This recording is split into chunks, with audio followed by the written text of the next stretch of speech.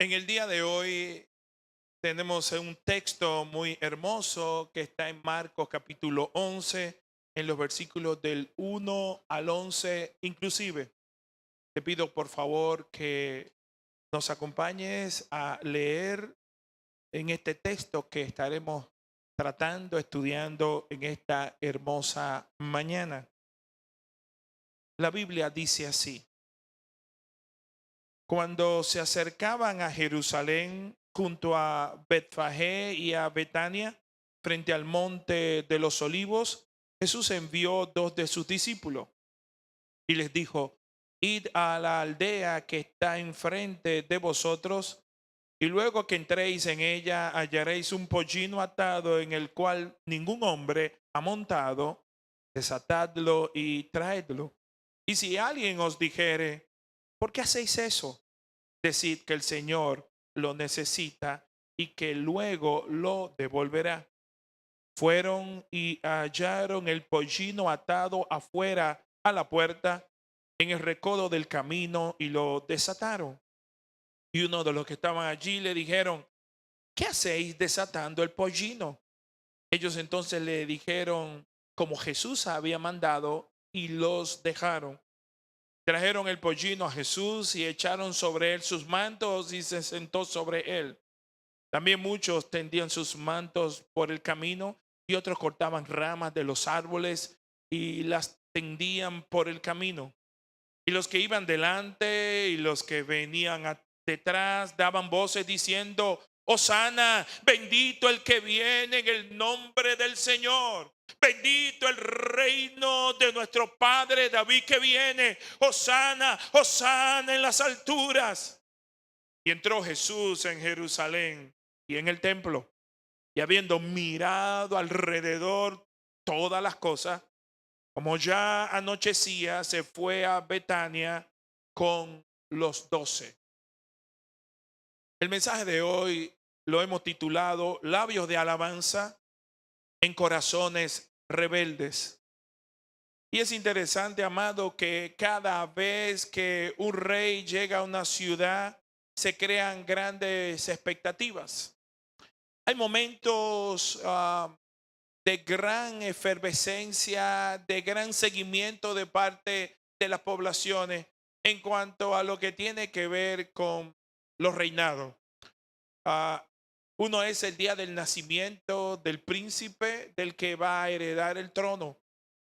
El otro día que concita mucho la atención de la prensa local e internacional, es el día en que el príncipe o el rey de turno se casa.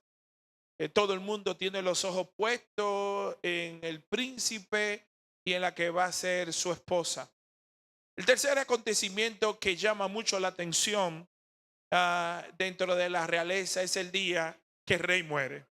Entonces tenemos el día de su nacimiento, el día de su casamiento y el día de su muerte. Es interesante que el rey ha llegado a la ciudad. Este rey no lo hace como la mayoría de los reyes hasta ese momento, la mayoría de los monarcas hacen. Este rey viene montado en un asno, en un pollino. Viene siendo como él fue durante toda su vida y ministerio. Un hombre humilde que vino a servir y no ser servido. Un hombre capaz de dar su vida en rescate por los demás.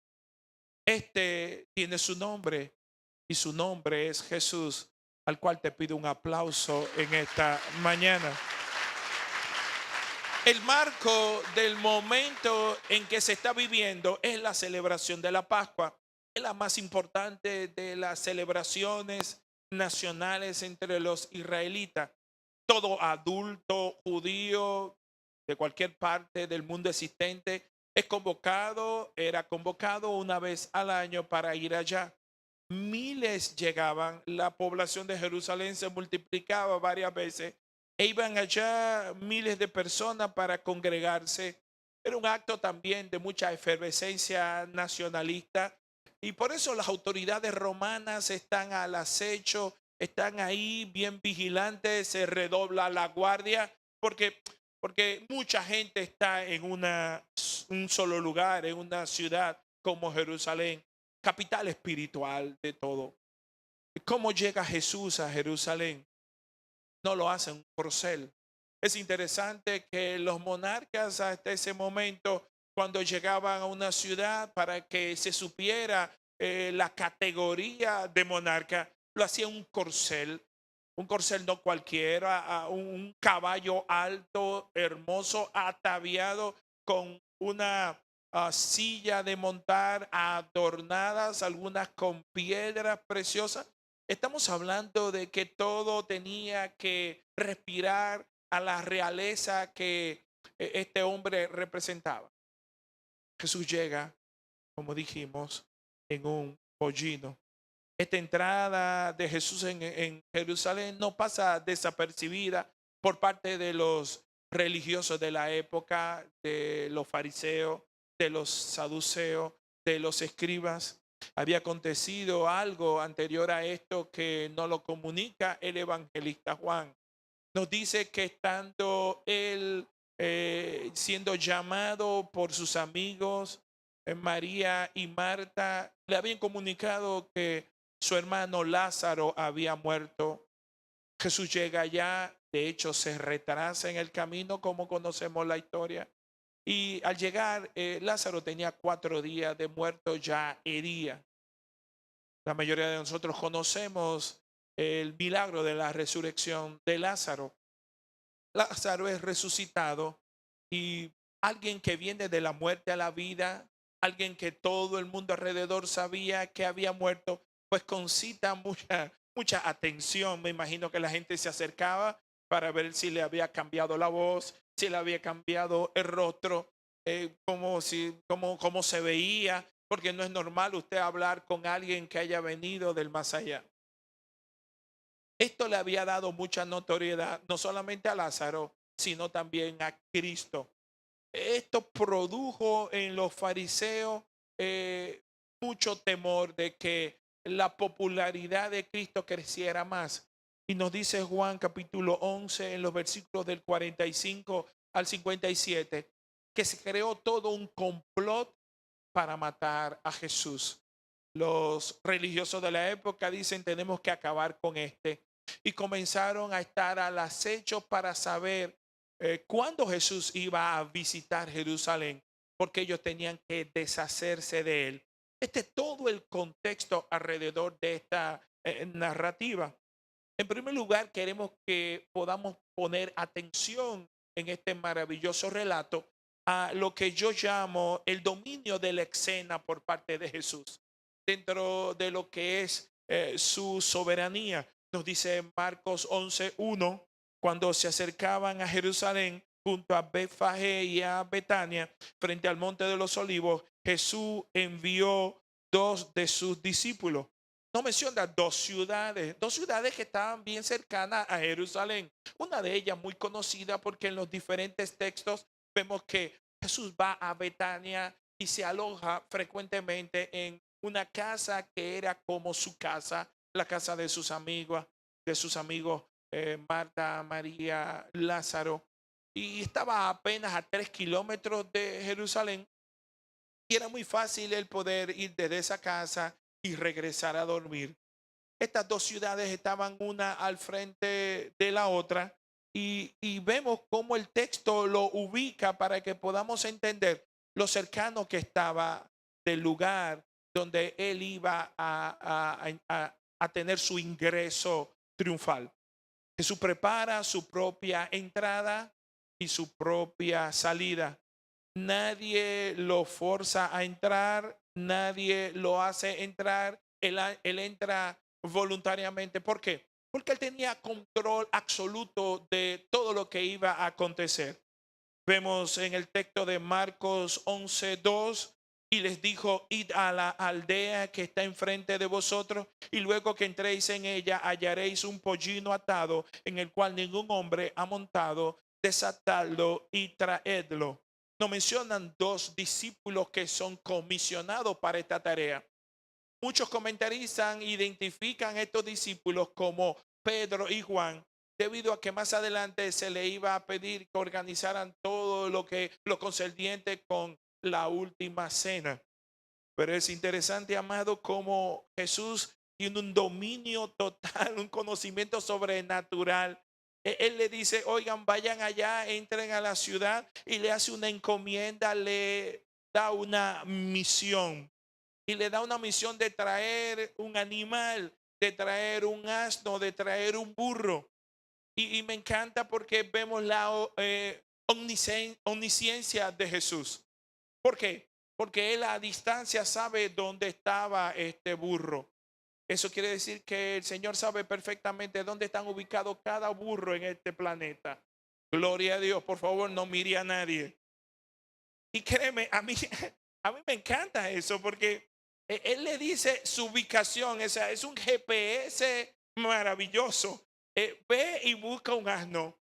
Normalmente los asnos se aparcaban en la parte de atrás, de detrás de las casas. Pero es interesante que este estaba colocado enfrente.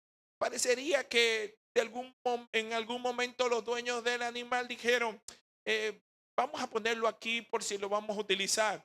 Pero toda esa motivación estamos viendo que tiene que ver con todas las coordenadas que el cielo está trabajando, tramando a favor de que se revelara lo que era necesario para Cristo. Vemos que le da a sus discípulos una contraseña o password donde le dice, oye, si le ponen pero, solamente tienen que decir esta contraseña. El Señor lo necesita. Con estos detalles que parecen pequeños, que parecen insignificantes, se tramaría todo lo que en un futuro va a necesitar los discípulos para poder unir los puntos. Y que algo que en ese momento no le hacía clic, tiempos después ellos van a entender que en cada suceso de la vida de Jesús, Él nunca perdió el control. Es interesante que cuando llegan allá, Jesús ve cómo todo estaba ya orquestado por él, estaba trabajado por él. Y esto lo dice Hechos capítulo 4 en los versículos 27 y 28, cuando tiempo después ellos narran los discípulos cómo estuvo todo preparado por el consejo previo de Dios. Y dice así, porque verdaderamente se unieron en esta ciudad contra tu santo Hijo Jesús, a quien ungiste Herodes y Poncio Pilato, con los gentiles y el pueblo de Israel, para hacer cuanto tu mano y tu consejo había antes determinado que sucediera. Es decir, los religiosos, los líderes religiosos, los líderes políticos, los líderes militares no tenían el control. Cristo siempre tuvo el control de la situación. A él no lo mataron, él se entregó. En Mateo capítulo 21, versículo 7 nos dice, y trajeron el asna y el pollino y pusieron sobre ellos sus mantos y él se sentó encima. Nos agrega un animal más. Parecería que estaba en ese lugar un asna y su pollino. Alguien puede entender que estaba la mamá del pollino, el asna, junto con el pollino, y no solamente se trajeron el pollino, sino que también se trajeron a la mamá. Marcos capítulo 11, versículo 3 dice, y si alguien os dijere, ¿por qué hacéis esto? Decid que el Señor lo necesita y que luego lo devolverá. Jesús demuestra su poder, su omnisciencia, su alcance. Y es interesante que es una misión un poco arriesgada, un poco, yo llamaría osada, aún en este tiempo. En los animales en ese tiempo era lo que ahora son los automóviles. Alguien cuidaba con celo sus animales porque eran sus medios de transportación y de trabajo. Eh, Imagínense que Jesús lo llame a usted, a dos personas de las que están acá, y le digan, vaya a tal calle, a tal lugar de esta comunidad y llévese un carro ajeno. Y usted dice, pero sí, y cuando llegue el carro va a tener las llaves puestas y usted me lo va a traer. ¿Cómo usted reaccionaría? Pero Jesús, ¿pero y qué es lo que tú me estás pidiendo?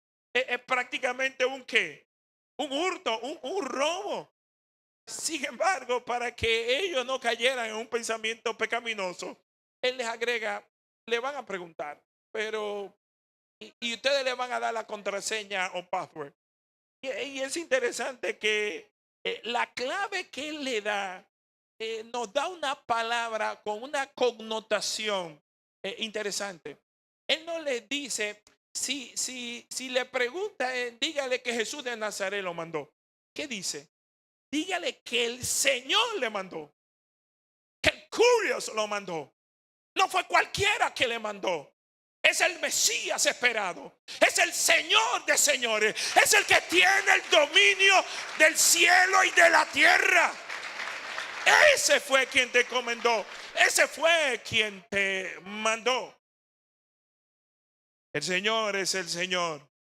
Y nosotros lo decimos deprisa, de rápido. Y realmente no nos detenemos a entender cuando decimos que el Señor es el Señor. Eh, Meditemos un momento en esto. Que el Señor es el Señor. Él es el dueño de todo. No se mueve una hoja si no es conforme a su voluntad. ¿Por qué era necesario un pollino? Para que se cumpliera las escrituras. 500 años atrás, en Mateo 21, 4 y 5 nos revelan una profecía de Zacarías. Todo esto se aconteció para que se cumpliera una profecía de Zacarías, de que él entraría montado sobre un pollino.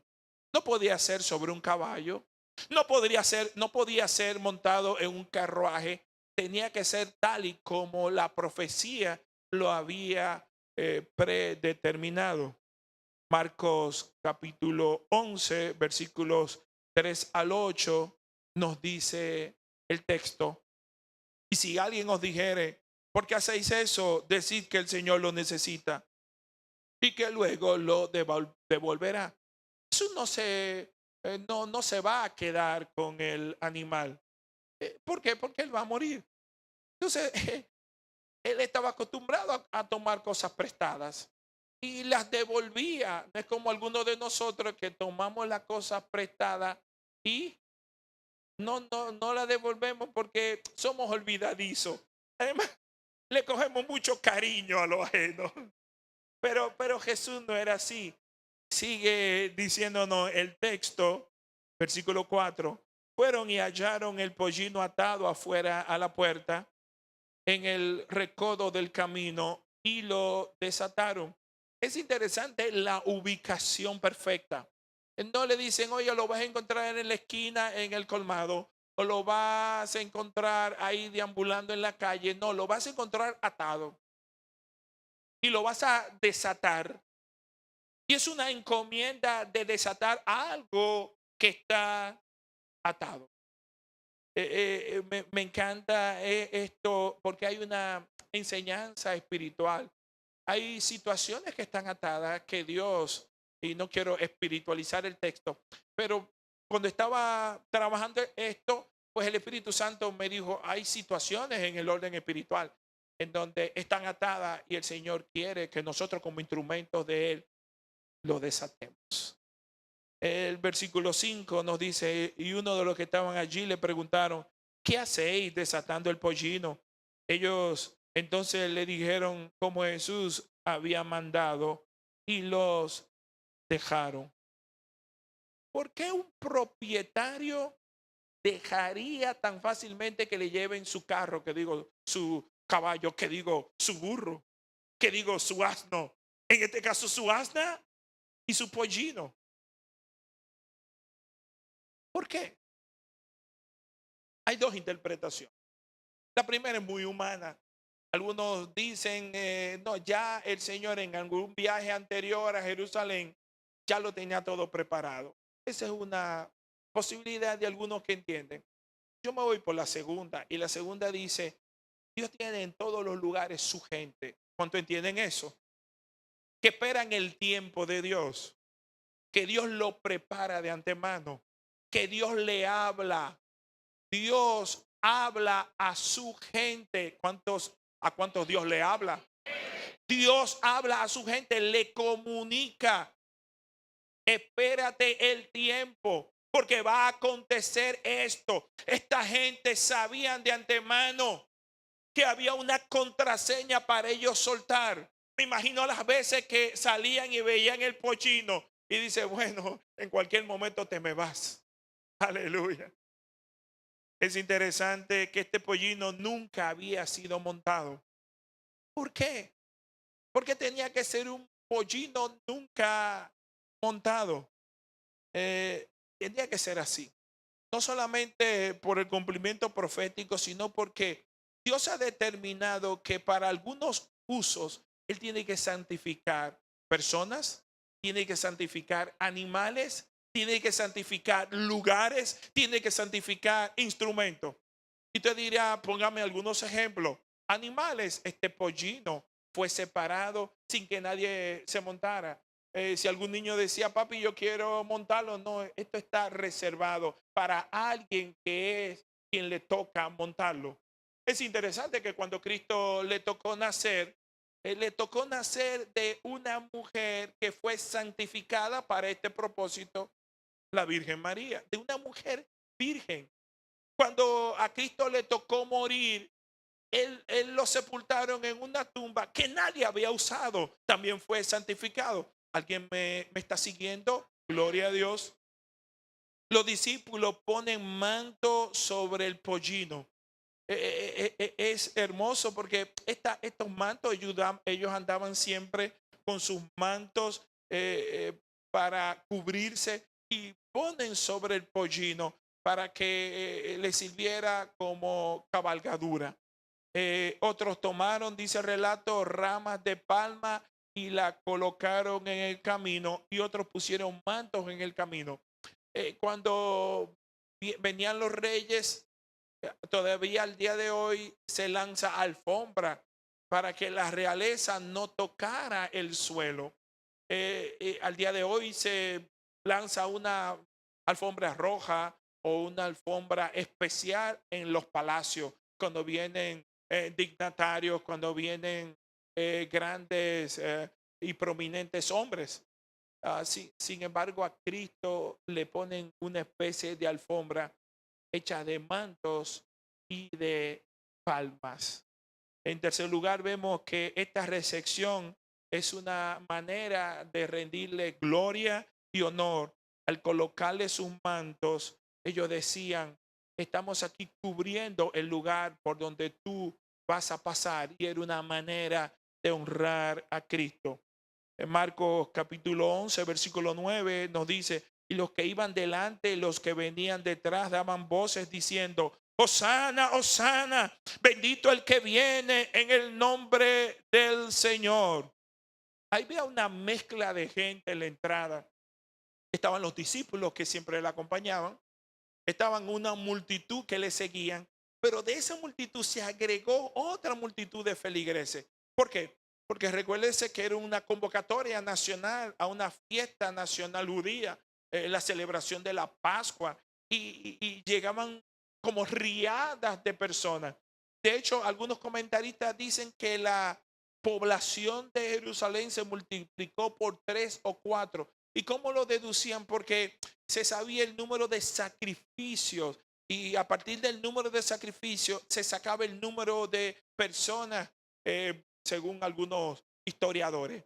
Se dice que habían aproximadamente 3 millones de personas, de 2 a 3 millones de personas. Quedémonos con 2 millones. Son mucha gente en una ciudad.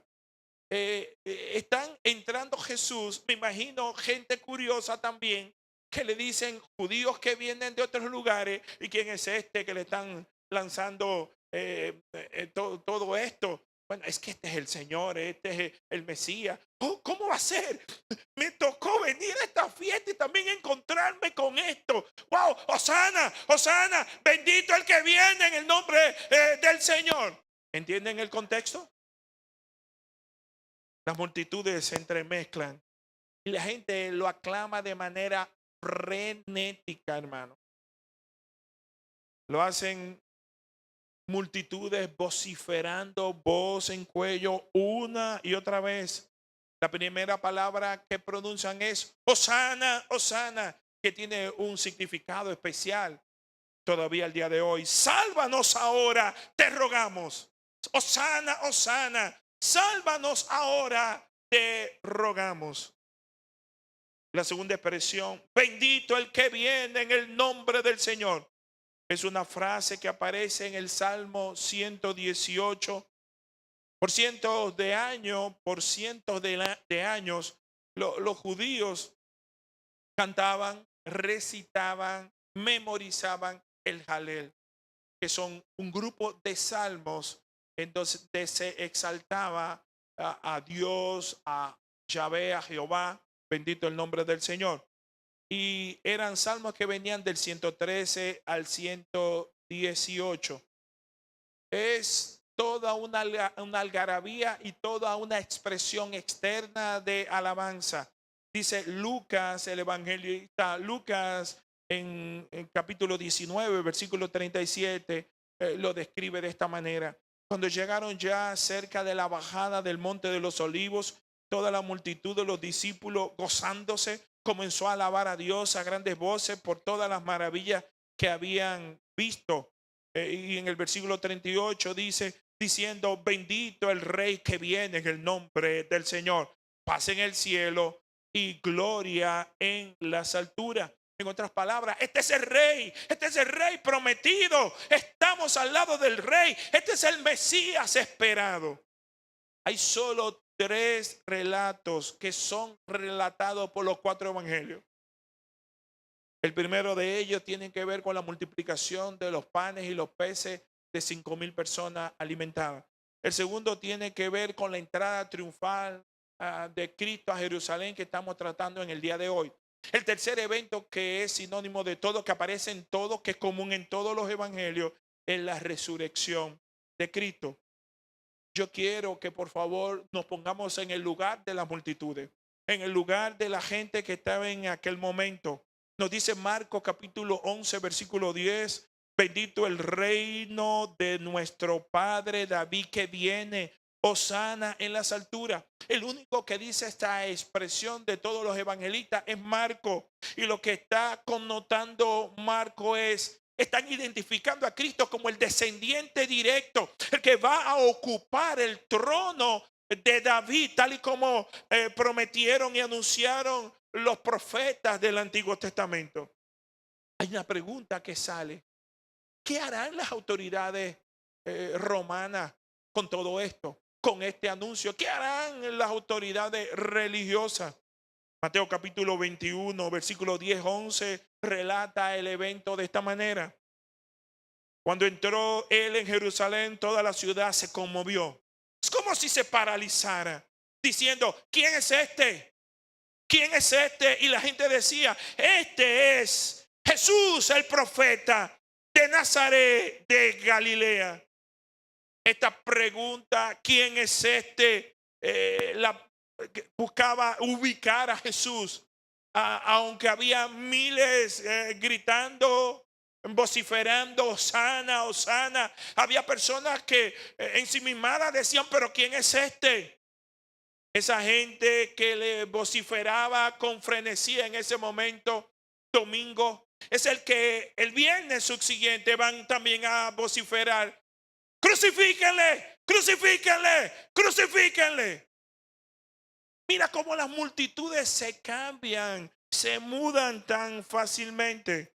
Lucas capítulo 19, versículos 39 al 40 nos dice la reacción de los religiosos. Entonces algunos de los fariseos de entre la multitud le dijeron a Cristo, maestro, reprende a tus discípulos.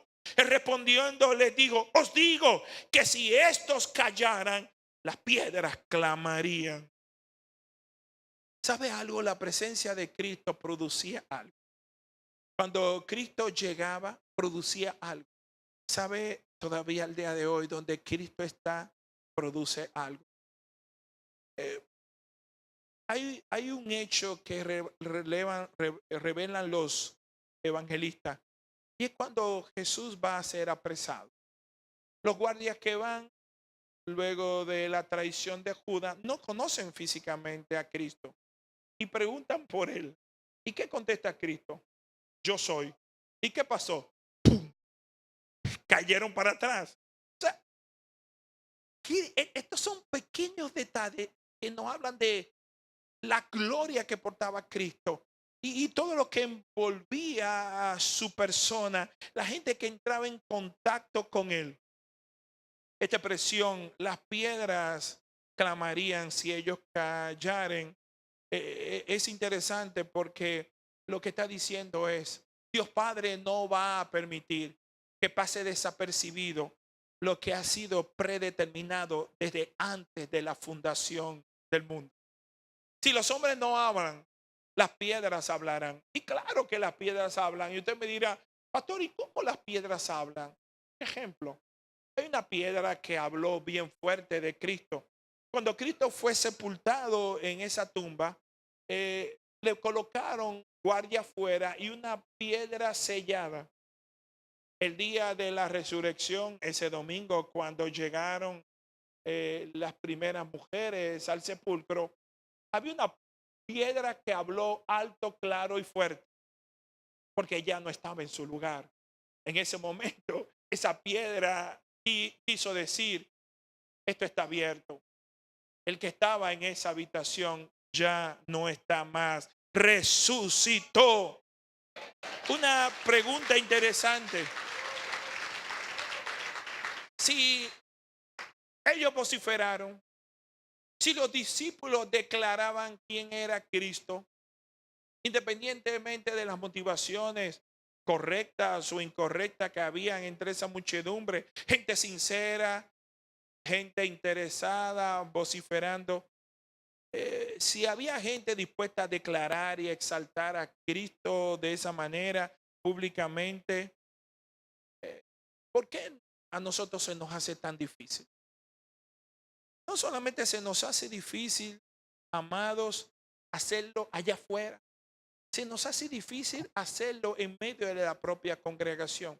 Hay gente que se le hace difícil aún pararse de su asiento, levantar su mano y decir, Cristo, yo te amo.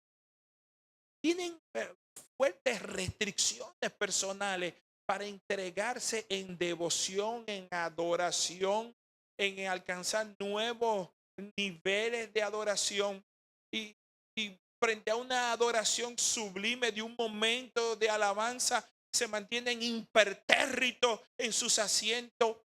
Yo me pregunto muchas veces, ¿qué está pasando en esa? Ahora vamos a un escenario más público. ¿Qué nos silencia como creyentes? ¿Por qué cuando debemos de hablar, callamos? Nosotros, a través de nuestro primer padre, heredamos una condición que se llama el temor. Y el temor es un fruto de la carne, no del espíritu. El temor, cuando Adán pecó, hizo que se escondiera por causa de temor. El segundo ejemplo, porque alguien dirá, pues claro, Adán hizo eso. Ahora dígame otro ejemplo, pastor. Le voy a hacer un ejemplo más espiritual. Abraham. Abraham tenía que llegar a un lugar y encontró que su mujer era demasiado hermosa. Y le digo a su esposa, vamos a hacer un trato.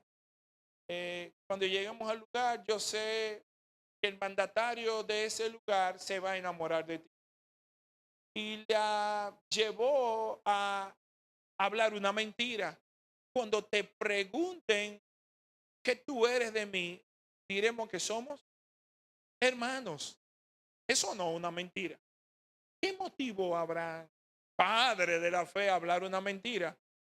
El temor. Digan conmigo, el temor produce reacciones. En ese momento, a Abraham no le importó que su mujer se la llevara pudiera alguien abusar de ella. Todo por causa del temor. El segundo elemento de por qué silenciamos y no somos testigos eficaces de Cristo es vergüenza.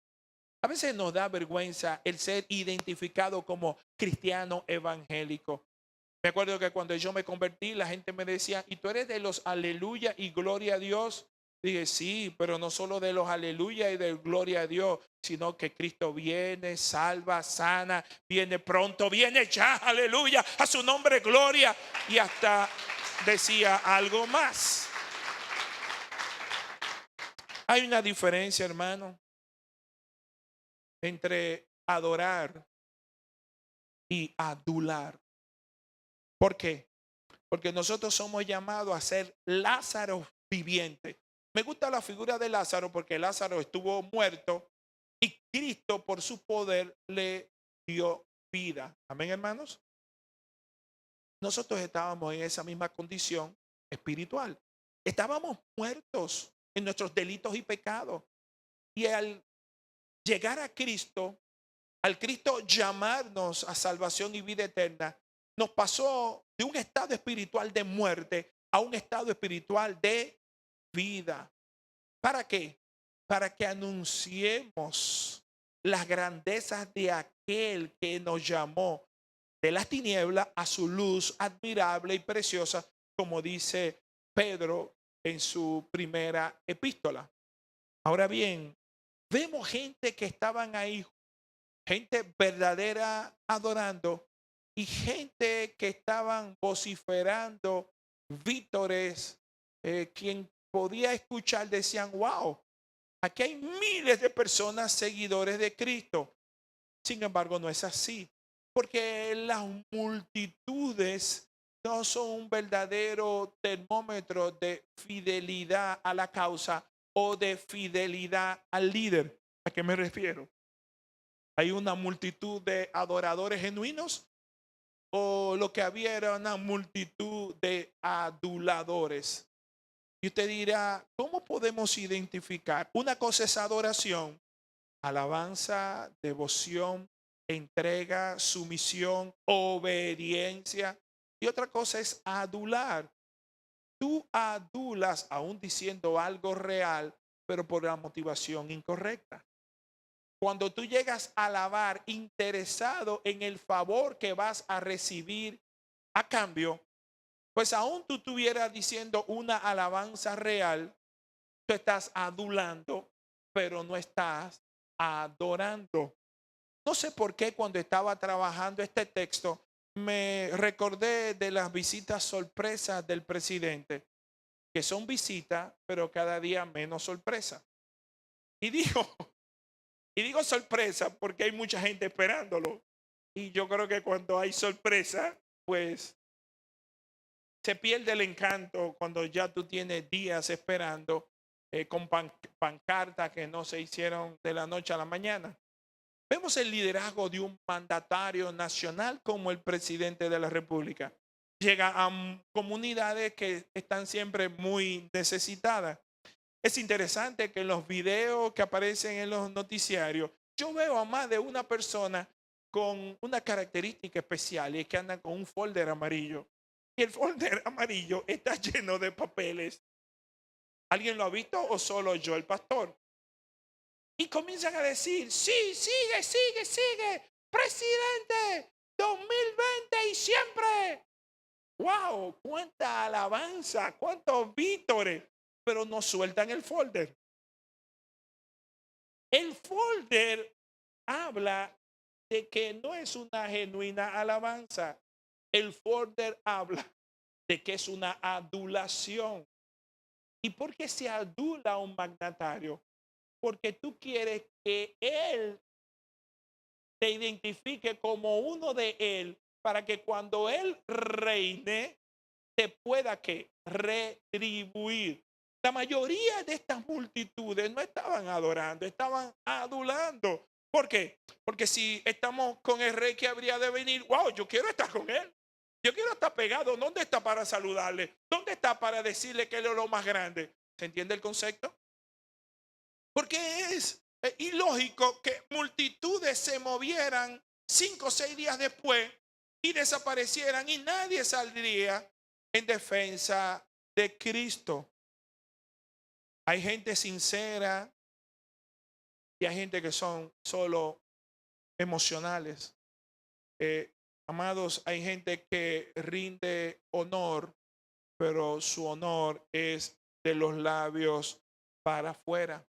De hecho, Cristo dijo en un momento, este pueblo de labios me honra, pero su corazón está muy lejos de mí. Y se lo digo a gente como tú y como yo. Gente que pudiera estar sentado en una iglesia como esta, que parecería que es cristiano, que de labios honra, pero su corazón está muy lejos de Cristo. Marcos 11:11. Y entró Jesús en Jerusalén, en el templo, y habiendo mirado alrededor todas las cosas como ya anochecía, se fue a Betania con los 12. Llega al templo con el propósito de inspeccionar.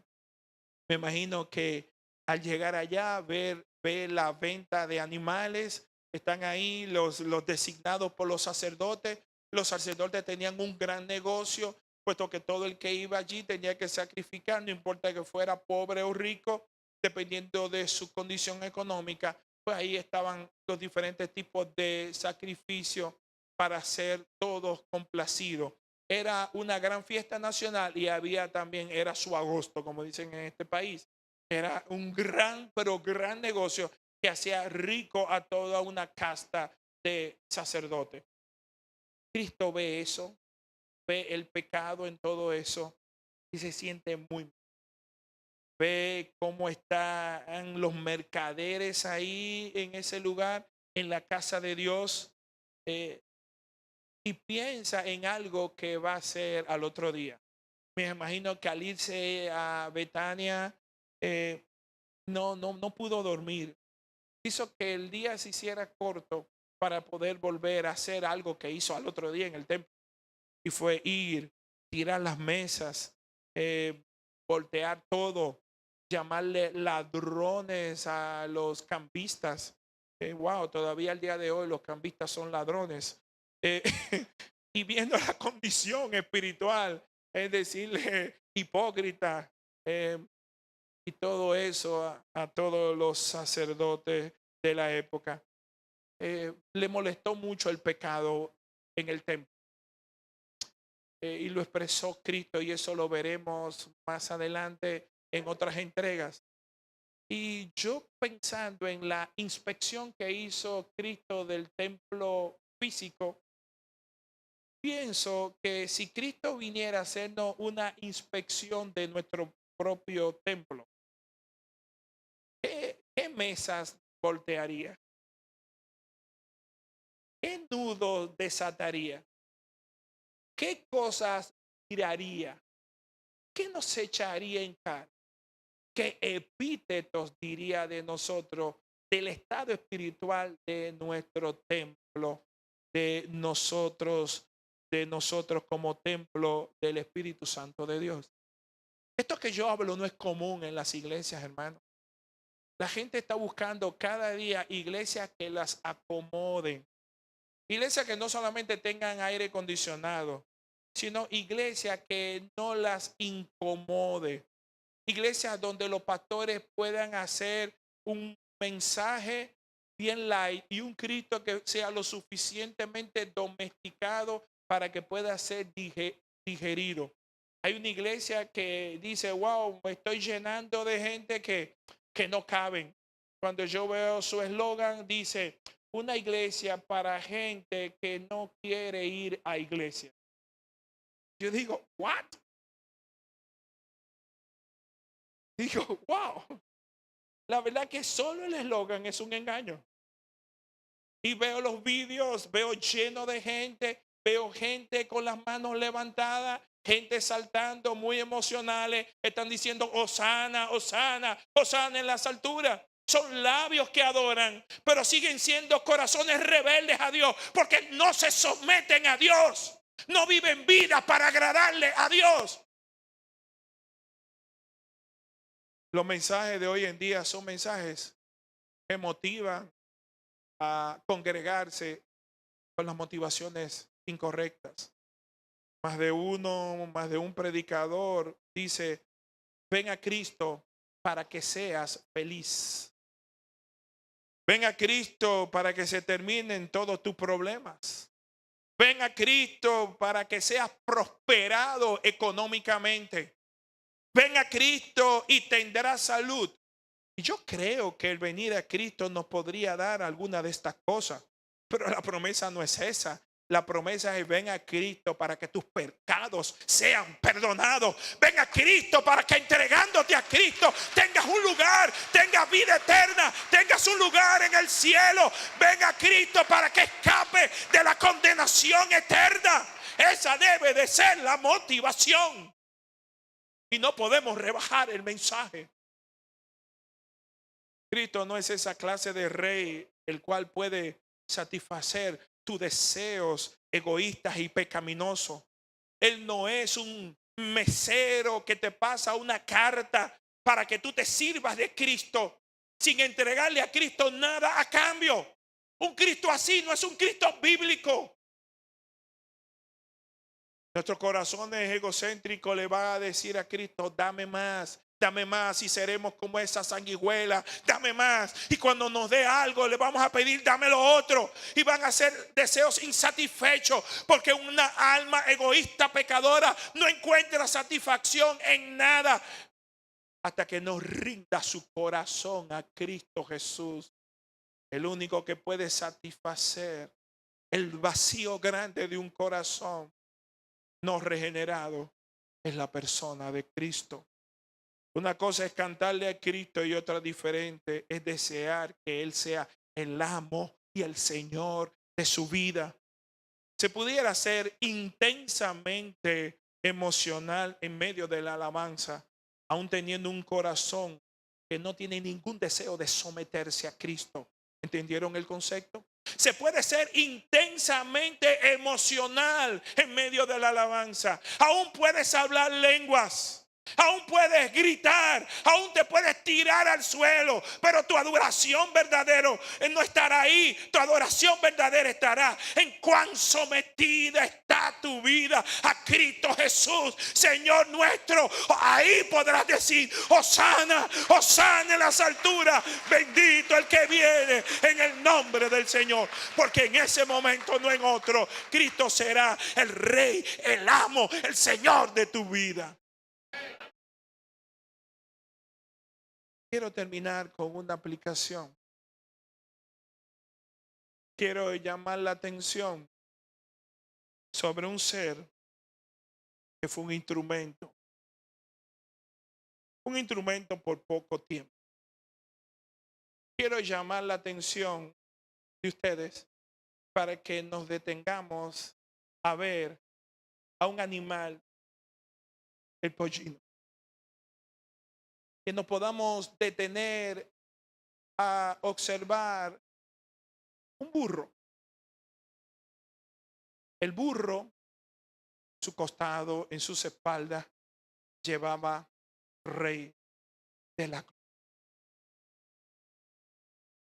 Este burro pudo observar al portar al rey de la gloria, al rey de reyes, en su entrada en Jerusalén, que le tiraban ramas, le lanzaban palmas, le aplaudían, le vociferaban, le gritaban, le alababan. De algún momento el burro pudo haber llegado a una conclusión: wow, la verdad que yo soy un gran burro. Porque aunque sea burro, parece que soy tan hermoso, tan lleno de cualidades, tan lleno de habilidades. Es que había muchos burros en Israel. Me imagino hablando su testimonio a otros burros. Oye, burro, déjame contarte, yo no soy cualquier burro. Yo soy el burro que montó al Mesías. Es que él vio en mí cualidades innatas, especiales. Yo soy un burro especial, además soy un burro ungido, soy el burro del Señor, soy el burro escogido. soy un burro especial. Se parece a muchos de nosotros cuando nos creemos tan superiores a los demás. El burro entendió que no era por él. El burro entendió que no era a él. El burro entendió que era a quien él montaba. Que toda la gloria y toda la honra es para el Rey de Reyes, para el Señor de Señores. Así te digo a ti, no te robes una gloria que solo le pertenece a Él. Cuando alguien quiera darte gloria a ti, transfiérala al único que la merece y a quien verdaderamente pertenece. Oh, corazones orgullosos. Oh, corazones orgullosos. A Él le demos, porque le debemos toda adoración. Cuando estemos en nuestra mejor condición espiritual, hermano, cuando estemos en el clímax de nuestra espiritualidad, ¿tú sabes lo que tú y yo somos? Simples burros sobre los que Cristo cabalga, sobre los que Cristo monta. Nuestra oración debería de ser todos los días: permíteme, Señor,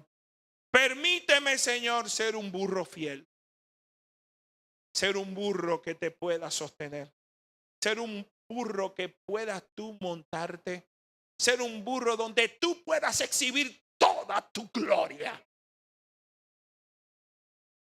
Cristo, amado, es lo más preciado que tenemos. Tenemos un Rey infinitamente mejor que nosotros. No pensemos que en nosotros hay grandes cualidades. No somos tan buenos que por eso se nos usa. El grande y el bueno es Él. Solo Él es Rey y no nosotros. Y un día ese mismo Rey regresará en gloria. Pero ese Rey no vendrá montado en un burrito, sino que vendrá mostrando toda su gloria y poder. Yo quiero hablar ahora a los amigos que están acá. Entre nosotros hay amigos y hay personas que un día caminaron o creyeron que caminaron con Cristo. Hay personas que nos están viendo y nos están escuchando. Hay personas que se cansaron de ser burros o se creyeron muy buenos burros. Amigo, amiga que estás aquí, amigo, amiga que me escuchas, es una desgracia rechazar al Rey de gracia. Quiero repetírtelo. Es una desgracia rechazar al Rey, al Dios de toda gracia. Pídele hoy que perdone tus pecados. Pídele hoy que cambie tu corazón de piedra en un corazón de carne. Pídele hoy al Dios de toda misericordia que tenga misericordia de ti.